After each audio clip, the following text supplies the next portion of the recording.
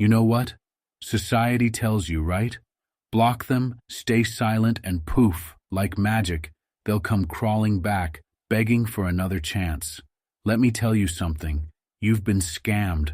They sold you a dream, a cheap, recycled fantasy that keeps you sitting there, frozen, hoping, waiting, dying for a sign that they still care.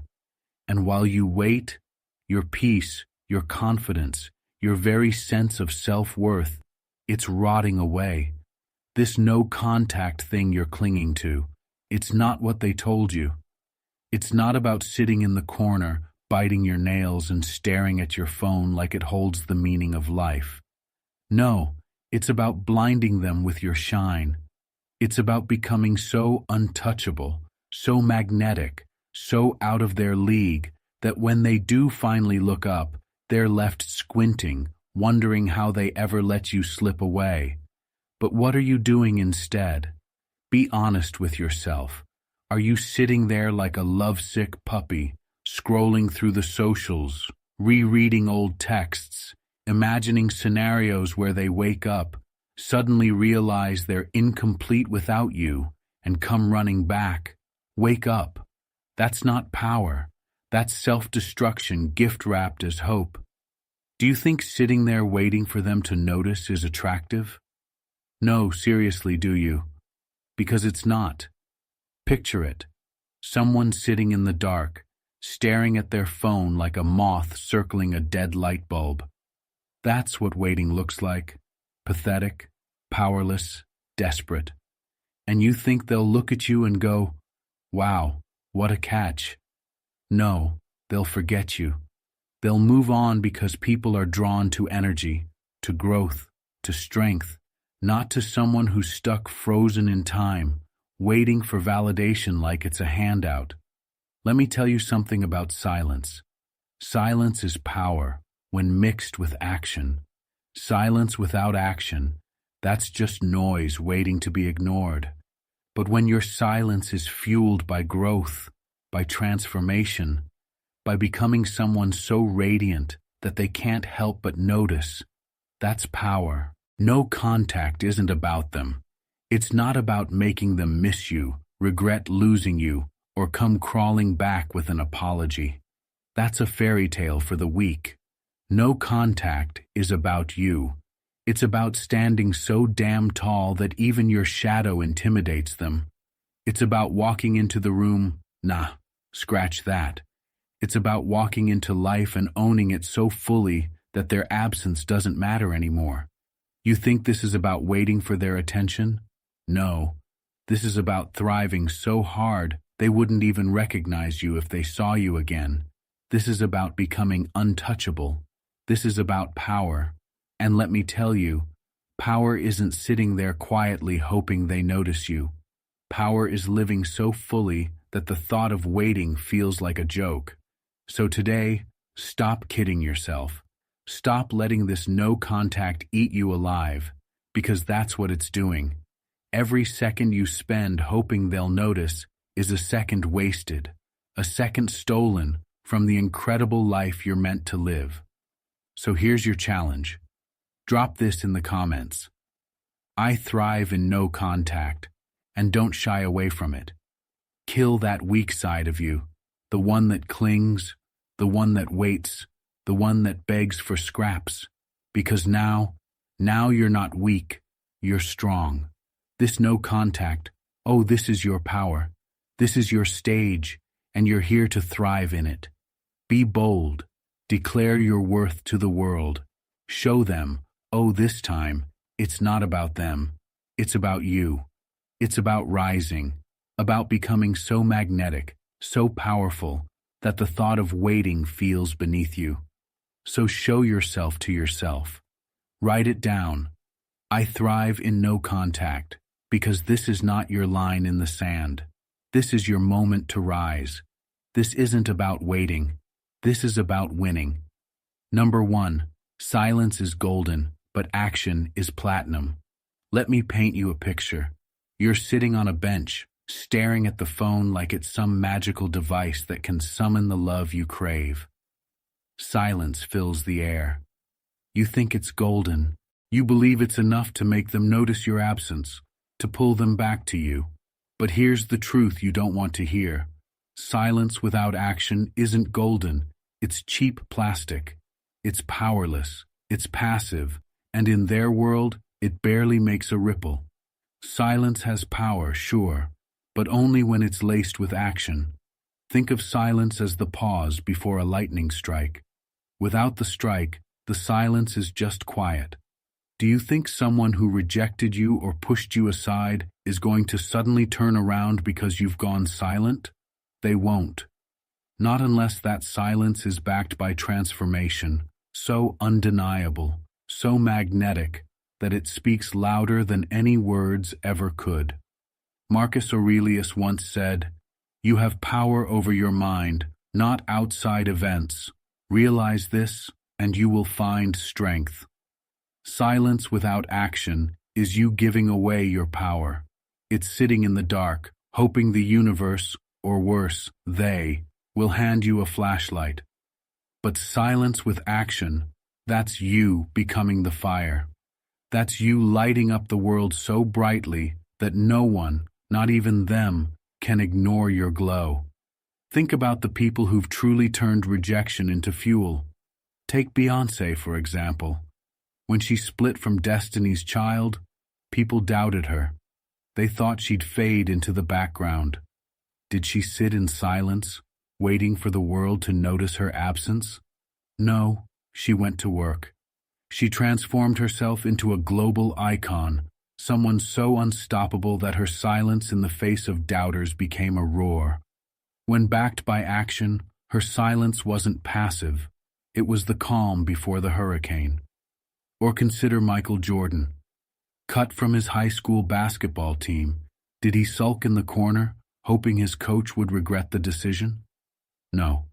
He went silent and took action, spending hours practicing until he became the greatest basketball player of all time. His silence was golden because his action was platinum. Now, let's bring it back to you. You're using no contact, hoping to attract someone who has distanced themselves. You think your silence will make them curious, make them miss you, make them wonder if they've lost something irreplaceable. And maybe, just maybe, they will, but only if that silence is accompanied by action. Silence without growth is just a void. Silence with growth is a force of nature. Picture this. You're not just sitting quietly. You're hitting the gym, reshaping your body into the best version of yourself. You're diving into new passions, creating art, building a business, or learning a skill you've always wanted to master. You're leveling up in every way possible so that when they do look your way, they're not just curious, they're stunned. They're blinded by the shine of someone they never thought you could become. Here's the hard truth. If they rejected you, they already weren't seeing your worth. So why are you waiting for their validation? Why are you using silence as a weapon without sharpening it with action? Muhammad Ali once said, "It's not the mountains ahead to climb that wear you out. It's the pebble in your shoe." You're in action. You're waiting. That's the pebble. It's what's holding you back, not them.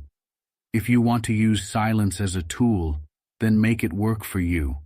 Let them see your absence not as emptiness, but as transformation. Let them wonder, what have they been up to? Let your new energy be so undeniable that even their indifference can't withstand it. But this doesn't happen by magic. It happens by work, by action. Think of silence like a bowstring. Pull it back without releasing, and it's just tension. But release it with precision, with strength, and it becomes a force that hits its target. Your silence must be the pull, but your action must be the release. Without the two working together, all you've got is wasted energy. Take a deep look in the mirror. Are you using silence as an excuse to do nothing? Or are you letting it fuel your transformation? Are you hoping they notice your absence?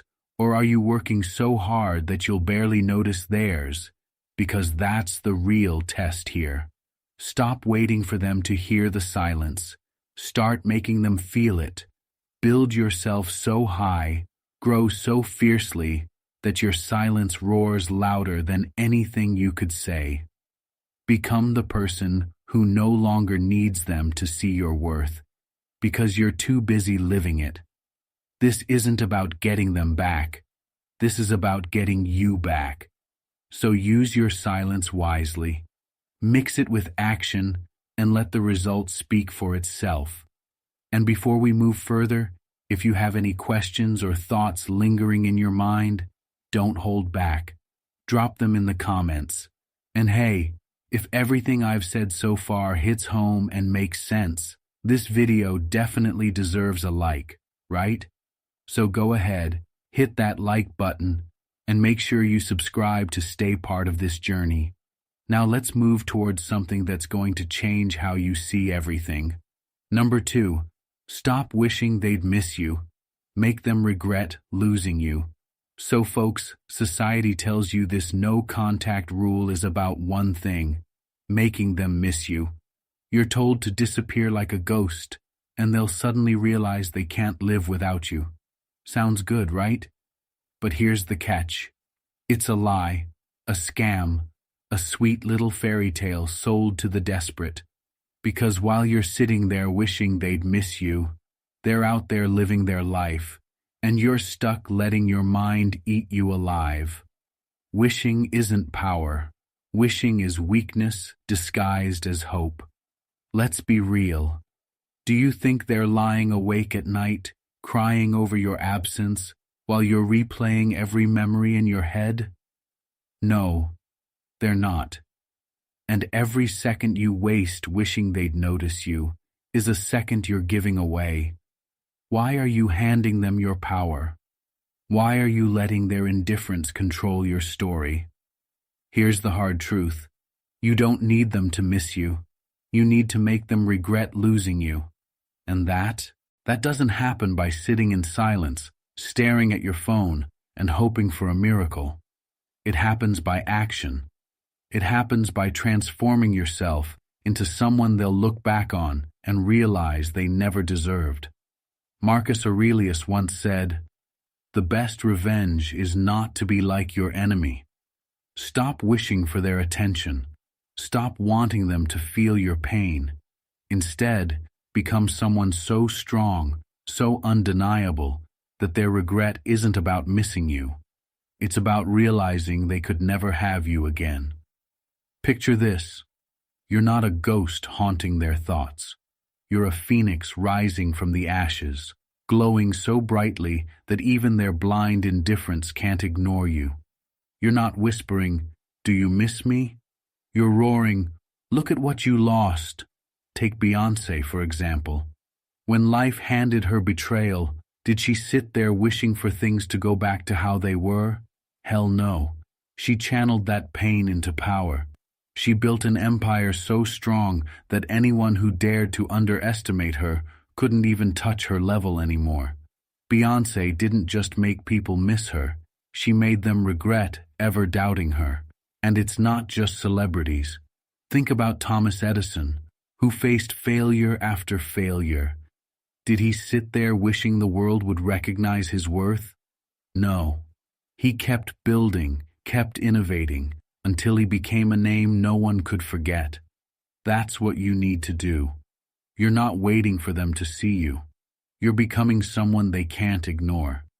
Here's a metaphor for you. Wishing is like sitting in a boat with no paddles, staring at the shore. You want to reach it, hoping the tide will carry you there. Regret? Regret is when you grab those paddles, row with all your strength, and build a whole new life on a better shore. So good that they're left stranded on the old one, staring at what they'll never have again. You need to understand this. Regret is a byproduct of your growth, not your silence. It's time to rise so high that they'll look up and realize the person they let slip through their fingers was a treasure they could never replace.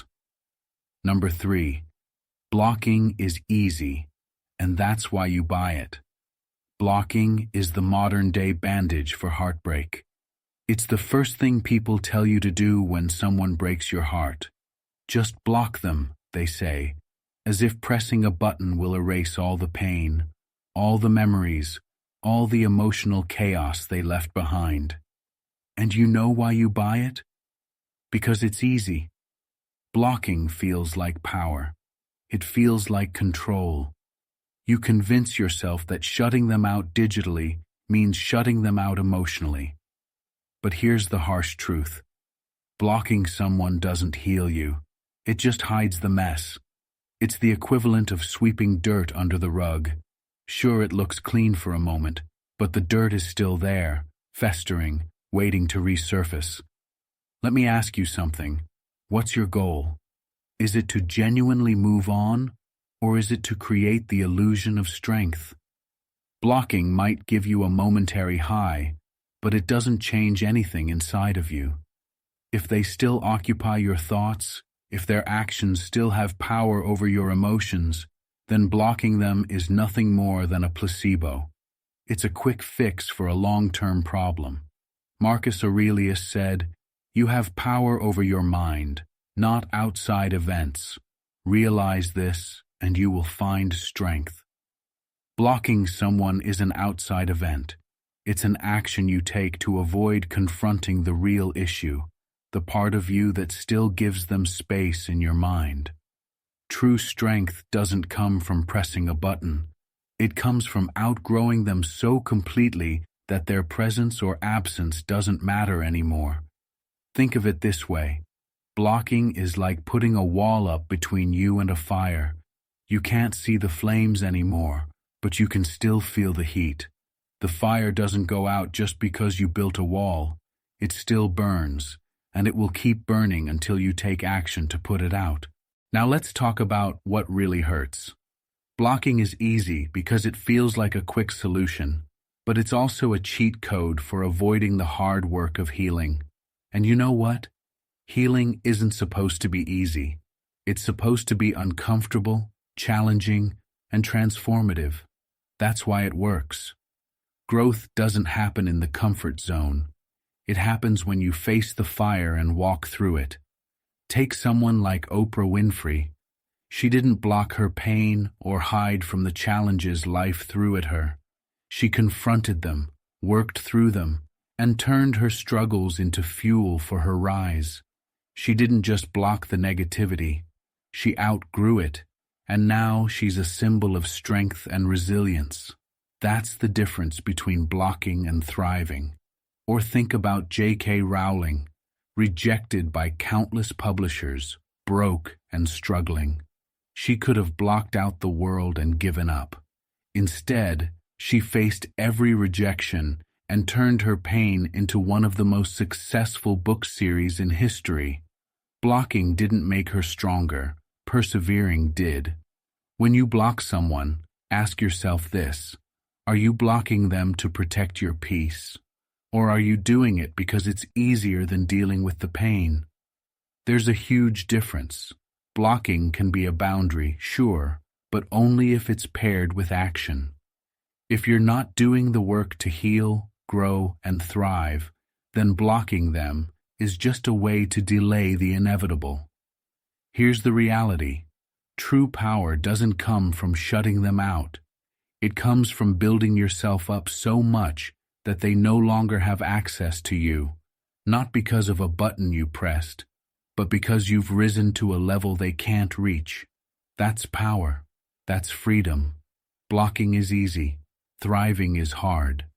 That's why so many people choose the easy path. They want the appearance of strength without doing the work to achieve it. But let me tell you something. The easy path never leads to greatness. If you really want to move on, to shine, to become untouchable, then stop hiding behind the block button and start building the life you deserve. Blocking them is fine, but don't stop there. Use that space to focus on you. Pour your energy into your growth. Go to the gym.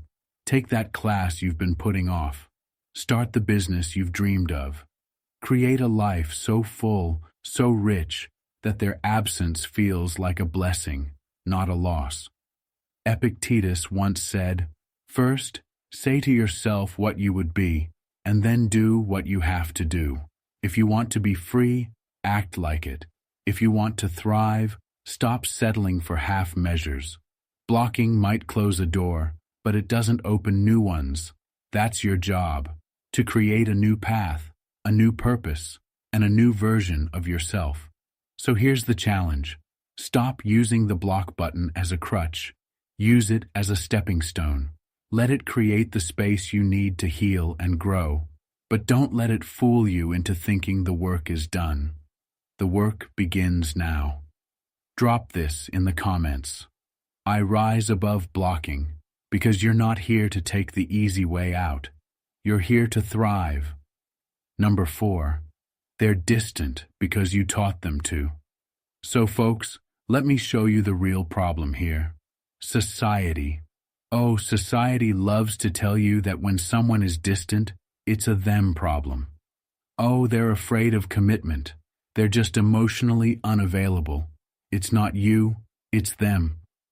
And while that might sound comforting, it's also a big fat lie. The truth? They're distant because you taught them to be. You heard me. You set the stage. You handed them the script. Every time you overextended yourself, every time you excused their bad behavior, every time you ignored the red flags, you taught them exactly how to treat you. You lowered the bar, and they got comfortable stepping over it. You let their distance slide, and they learned it was okay to keep pushing you away. Marcus Aurelius said, "You have power over your mind, not outside events.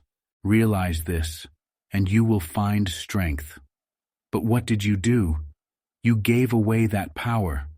You made their distance your problem. Instead of standing firm, you bent over backward, trying to close the gap. And guess what? That bending didn't make you stronger. It made you easier to overlook.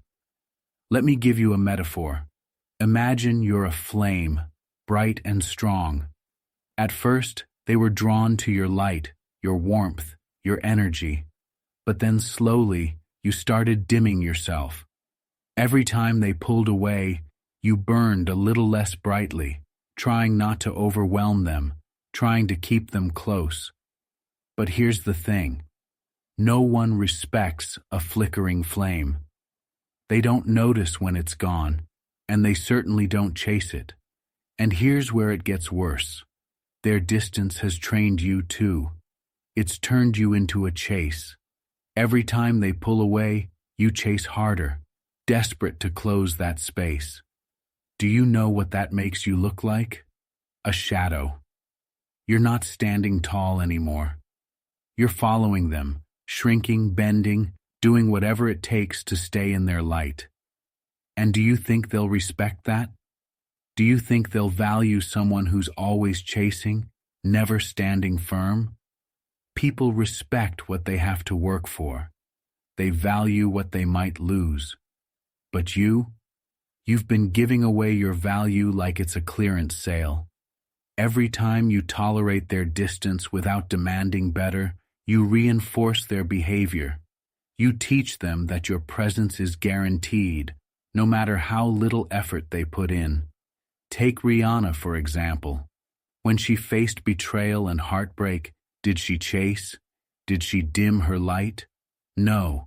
She stepped into her power, built an empire, and became so magnetic that her absence was felt in every room she left.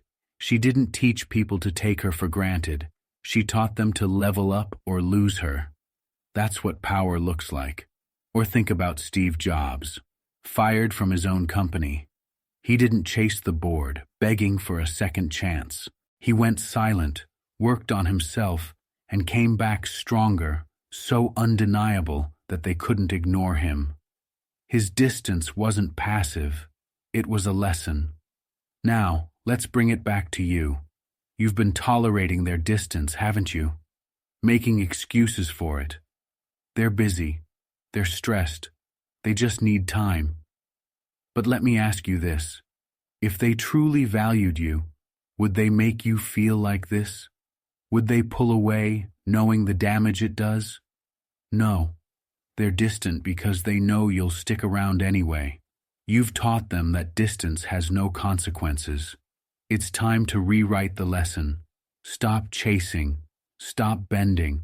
Stop trying to close the gap they created. If they're distant, let them stay distant. Let their absence teach them what your presence truly meant. Because here's the truth. If someone values you, they won't let the distance grow. And if they don't value you, why are you wasting your energy on them? Seneca once said, "It is not that we have a short time to live, but that we waste a lot of it." How much more time are you going to waste waiting for someone to close the distance they created? How much longer will you let their half-hearted efforts dictate your worth? Here's what you need to do. Stop teaching them that you'll tolerate their distance. Teach them that your time, your energy, and your presence are privileges, not guarantees. Start by reclaiming your power. When they pull away, don't chase. Stand firm. Focus on yourself. Use that distance as an opportunity to grow, to thrive, to become someone so incredible that their absence feels like a blessing, not a loss. Remember, people learn from your actions, not your words. If you want them to value you, start by valuing yourself. If you want them to respect you, show them what it looks like to stand tall, to burn brightly, to be the flame that lights the world, not the shadow that follows. Drop this in the comments. I teach them how to treat me. Write it, believe it, live it. Because you're not here to chase anyone. You're here to rise. Number 5, don't just heal, shatter expectations. Oh, they don't see it coming.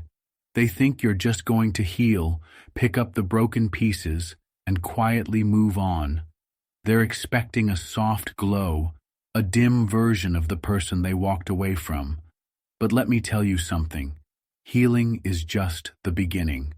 You're not here to merely recover. You're here to shatter every expectation they have about you. They think they know you. They think they've figured you out. They assume they've seen your best. And now that they're distant, you'll fade quietly into the background. But here's the truth. You're not fading. You're igniting. This is the part they didn't prepare for, the version of you they never saw coming. Marcus Aurelius said, "The impediment to action advances action. What stands in the way becomes the way." The pain they caused, that's your fuel. The rejection, your launch pad. Every tear, every sleepless night, every moment you felt less than, that's the foundation for the masterpiece you're building now. Imagine a phoenix rising from its ashes. It doesn't just heal its burns. It becomes something entirely new, something that doesn't even resemble the version that was destroyed. That's you. You're not just stitching yourself back together. You're rewriting the entire blueprint of who you are. You're leveling up so hard that when they see you next, they'll have to squint to recognize you, if they even can. Do you know what shattering expectations looks like? It's Michael Jordan, cut from his high school basketball team, coming back to dominate the game so thoroughly that his name is now synonymous with greatness.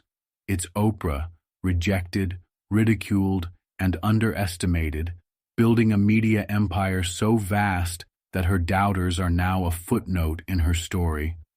That's what it means to shatter expectations, not to heal quietly, but to rise so loudly that the world has no choice but to take notice.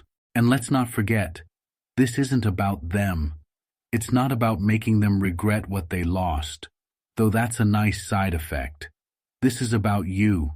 This is about becoming the version of yourself that doesn't just survive, but thrives so brightly that your past no longer defines you. They don't see it coming. They're expecting scars, but what they'll see is armor. They're expecting whispers, but what they'll hear is a roar. They're expecting the same person they left behind, but what they'll find is someone they could never even dream of deserving. Drop this in the comments. I don't just heal, I rise. Write it, own it, let it be the mantra that drives you forward, because this isn't about healing. This is about becoming unstoppable. Number 6, stop giving discounts on your value.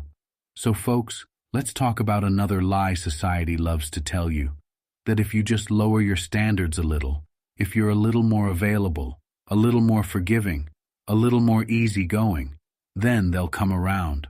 What a joke. Let me tell you something. Every time you give someone a discount on your value, you're telling them you don't believe you're worth the full price. Think about it. When you go to a store and see something marked down, you assume it's not selling, that it's less desirable, that something about it wasn't good enough to keep its worth intact. That's exactly what happens when you lower your standards to keep someone in your life. They start to see you as cheap, as replaceable, as someone who will settle for less than what they deserve. Marcus Aurelius said, "The soul becomes dyed with the color of its thoughts." If you think you're worth less, you'll start to act like it. You'll settle for breadcrumbs instead of the feast you deserve, and when you start acting like a discount, people will treat you like one. It's a vicious cycle, and it ends only when you decide to stop. Oh, but they love when you discount yourself, don't they? It makes things easier for them. They can keep their distance, give you the bare minimum, and still know you'll stick around. But here's the reality. When you lower your standards, you're not keeping them. You're losing yourself. Take Rihanna as an example. Do you think she gives discounts on her worth? No. She demands full value because she knows exactly what she brings to the table. And if someone can't afford her, literally or emotionally, that's their problem. That's the kind of energy you need to embody. Every time you accept less than what you deserve, you're telling the world you're okay with being undervalued. Stop it. You're not a clearance item. You're not a bargain bin find. You're the rare gem people need to work for, invest in, and cherish, because they know they can't just find another like you. Think about this. Why would you keep handing out discounts to someone who already walked away? Why would you make it easier for them to undervalue you again?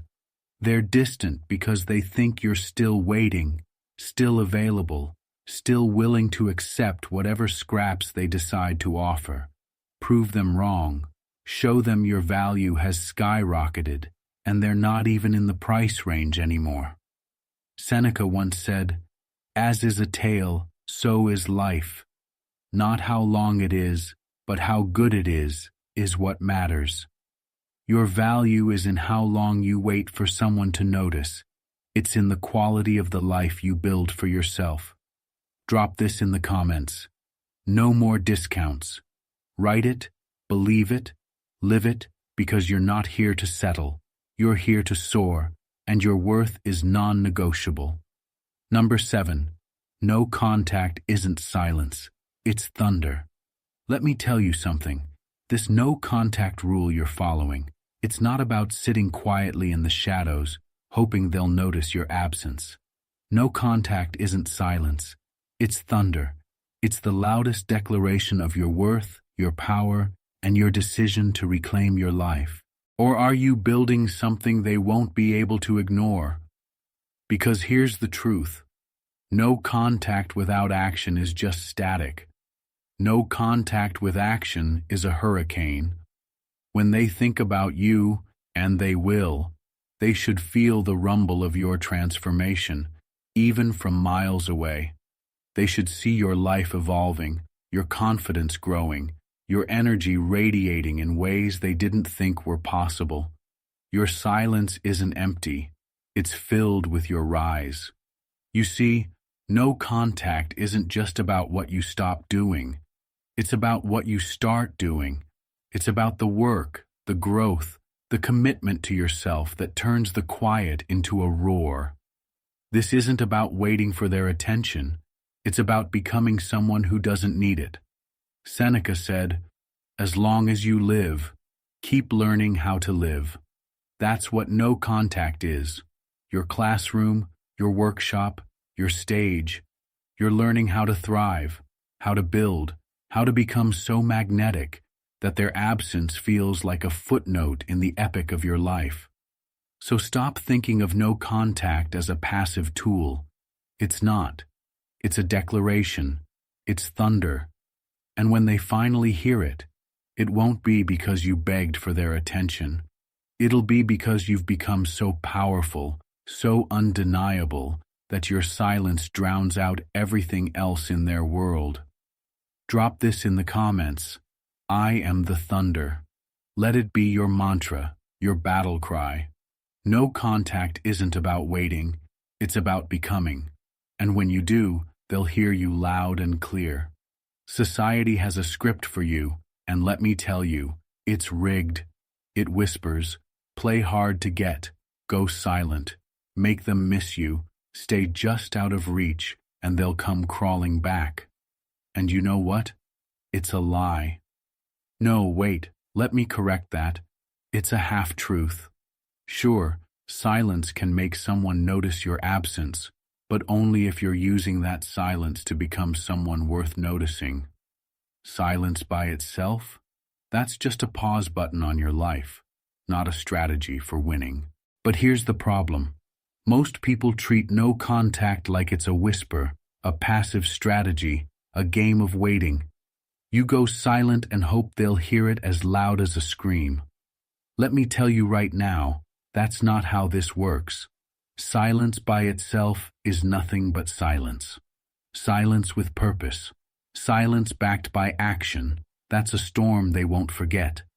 Imagine you're standing in the middle of a field and the sky is dark. For a moment, it's still, quiet. But then, the thunder rolls in, deep, rumbling, impossible to ignore. That's what no contact should feel like. Not a disappearing act, but a powerful presence that resonates even when you're not physically there. Marcus Aurelius said, "It is not death that a man should fear, but he should fear never beginning to live." No contact is your chance to begin living, not for them, but for you. It's not about proving anything to them. It's about showing yourself what you're capable of. The thunder isn't for their ears, it's for your soul. Think about the people who've made their silence thunderous. Take Serena Williams, for example. When she faces setbacks, she doesn't argue, she doesn't beg. She works in silence, and when she comes back, her performance is so loud, it drowns out every critic, every doubter, every person who underestimated her. That's what no contact should be, a buildup of power so undeniable that your return shakes the ground they're standing on. And let's not forget Steve Jobs. After being ousted from Apple, did he sit in the background quietly, hoping they'd regret it? No. He went silent, built something extraordinary with Next and Pixar, and when he returned, he did so as a force of nature.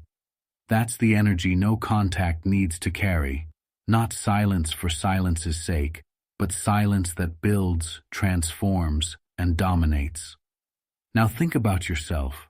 What are you doing with this no contact? Are you just sitting there, staring at your phone, hoping they'll notice? The problem is, society makes you believe the work ends with going quiet, as if disappearing into thin air will suddenly make someone value you. But here's the harsh truth. Silence doesn't make anyone miss you. It's the transformation behind the silence that does. And if you're not doing the work to grow, to thrive, to level up, then your silence is just background noise they'll easily forget. Think of it like this. Society hands you a paintbrush and tells you to stop painting. If you don't add any more colors, they'll appreciate the canvas, it says. But what's a blank canvas compared to a masterpiece? If you're not creating, evolving, or adding to your story, then you're just static. And static doesn't attract attention, it's ignored. Marcus Aurelius said, "The impediment to action advances action. What stands in the way becomes the way." The silence isn't the action, it's the pause that gives you the space to act. It's the foundation for your growth, not the growth itself. And society conveniently leaves that part out, doesn't it? Look at the greats. Think about Serena Williams. Do you think she plays by the rules of silence? No. She takes setbacks, goes quiet, and comes back louder than ever, not with words, but with achievements that shake the world. That's the difference between playing society's game and creating your own. The half-truth is this: silence can be powerful, but only when it's paired with action. The full truth is that you don't just disappear and hope for attention. You disappear to rebuild, to rise, to become the kind of person whose absence leaves an unfillable void. So stop believing the half-truths society sells you. Silence isn't the end game, it's the opening move. What you do with it defines whether you win or lose. Drop this in the comments. I don't fade, I rise. Write it, believe it, and live it. Because you're not here to follow their script. You're here to write your own. So here we are. No contact isn't about waiting, wishing, or playing games. It's not about hoping they'll notice your silence or feel your absence. It's about becoming. It's about using the space they left to build something extraordinary. Your confidence, your purpose, your life. You don't win by sitting still. You don't win by hoping they'll regret losing you. You win by making your growth impossible to ignore. Let the world see the thunder you bring, the fire you ignite, the masterpiece you're creating from the ashes of what they left behind. This isn't about getting them back. This is about getting you back. And when you do, oh, they'll feel it. They'll see the storm you've become. But by then, you won't even care. If this video hit home, do me a favor. Hit that like button to let the world know you're done playing small. Make sure you subscribe too, because your journey doesn't end here. It's just getting started. Stay bold, stay unstoppable, and I'll see you in the next one.